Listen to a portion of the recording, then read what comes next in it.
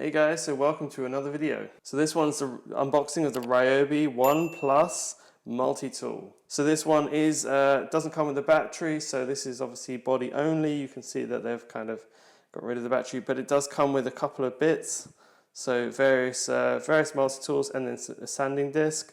It's also got an angular head, so you can kind of move it around, and it's totally toolless as well. So I've asked a bunch of friends and people in the trade as well, what tool would you get if you were a first timer or a DIYer? And every single one of them said, get yourself a multi-tool. They seem to be very popular, very good for cutting small bits of trim. I've actually got a couple of jobs I need to use this on today, so I'm gonna get cracking and get this out of the box. All right, so first things first, we get the manual. All right, so this is the main tool. So really simple to adjust the head angle.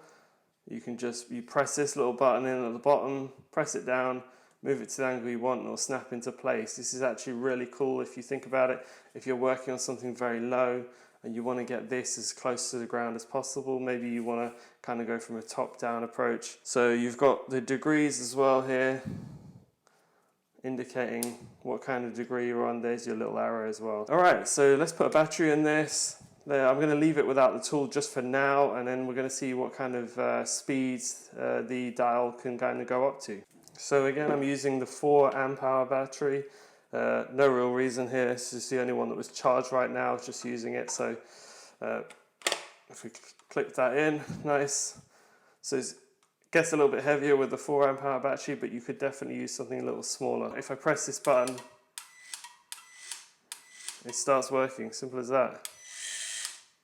Small little detail is if you're using it for long periods of time, you can press the button in, press the hold, and it will hold it in the on position, like so. So we're at 1 here at the moment,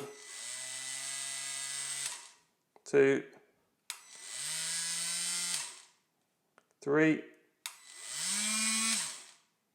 4,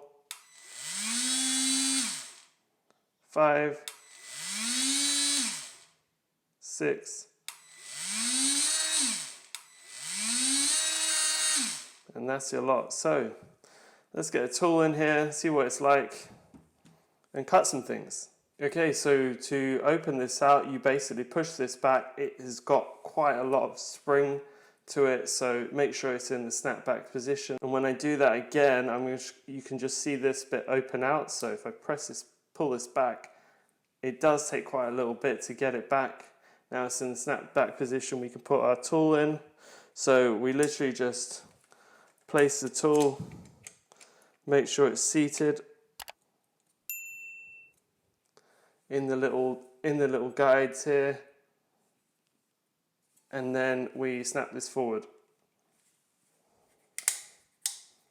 And that tool is now secure. Don't forget to give this video a thumbs up if you like what you've seen. So now we can go cut some things. Alright guys, so as you can see, I've got this laminate flooring, and when they installed it, they obviously drilled a hole into the flooring, and it's around the radiator. So I'm going to be using the multi-tool to kind of cut around that without cutting the pipes. So guys, let's get to cutting.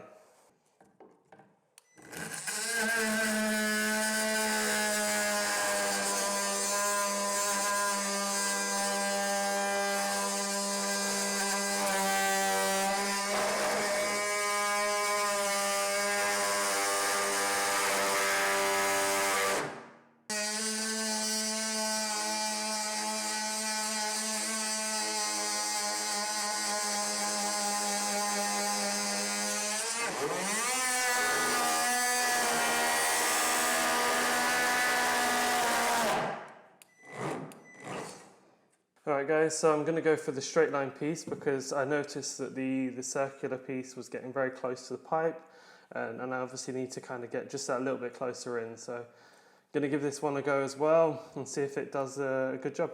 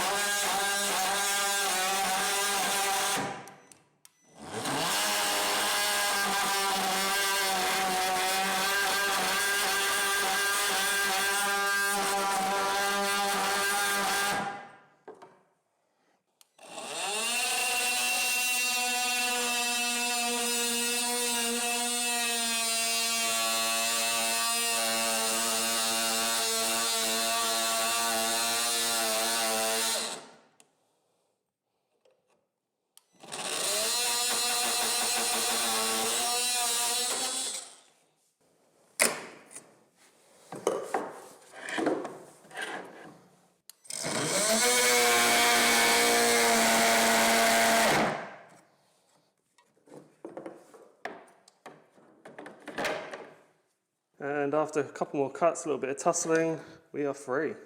This would have taken me ages to cut by hand, so you know, all in all, I think this is a great job, really good tool, and I know that these parts you can get them all over the shop, so really good so far. I mean, I haven't had to do any like low angled cuts or anything just yet, but be sure that you'll see this around in my other videos. Leave a comment below if you've got any questions about this tool, or if you want me to try anything with it.